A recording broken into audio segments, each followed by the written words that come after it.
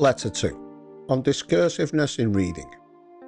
Judging by what you write me, and by what I hear, I am forming a good opinion regarding your future.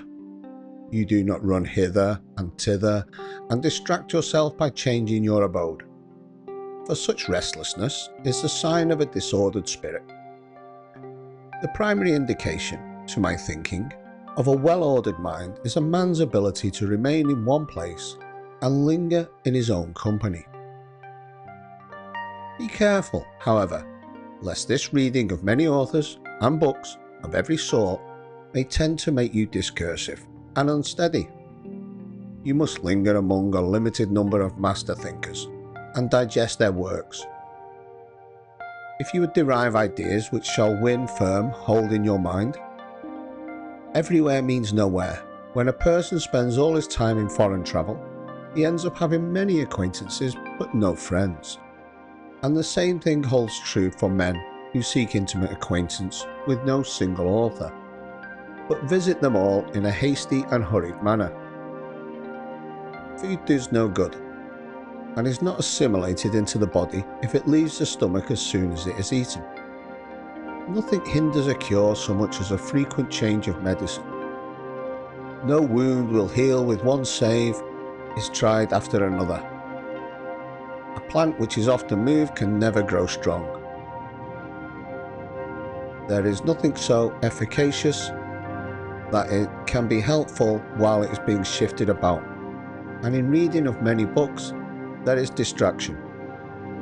Accordingly, since you cannot read all the books which you may possess, it is enough to possess only as many books as you can read.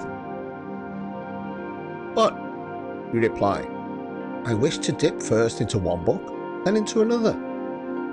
I tell you that is the sign of an over-nice appetite, to toy with many dishes. For when they are manifold and varied, they cloy but do not nourish.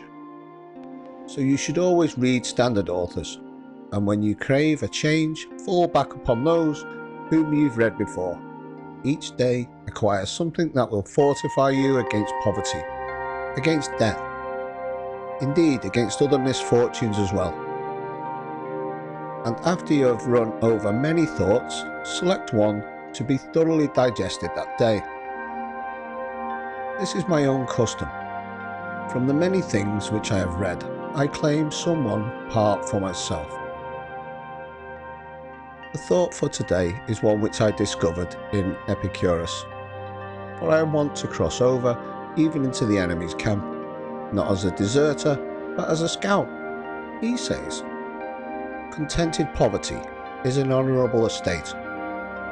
Indeed, if it be contented, it is not poverty at all.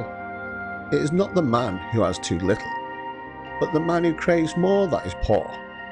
What does it matter how much a man has laid up in his safe or in his warehouse, how large are his flocks, and how fat his dividends, if he covets his neighbour's property, and reckons not his past gains but his hopes of gains to come? Do you ask what is the proper limit to wealth? It is first to have what is necessary, and second to have what is enough. Farewell. How Seneca's second letter speaks to us today. In an age of infinite content, podcasts, books, newsletters, TikToks, reels, blogs, posts, we are more informed than ever, yet often feel scattered and overwhelmed. The temptation to consume everything leads us to retain almost nothing. Like flipping through one tab after another, we collect moments of stimulation without the depth that leads us to real understanding. Seneca warns us against this very thing, sampling too much without taking the time to digest any of it. Just as a plant won't grow strong if it's constantly uprooted, our minds can't find clarity if we're always jumping to the next thing. Today, it's not just about how much you're reading, listening or watching, it's about how deeply you're allowing the wisdom to take root.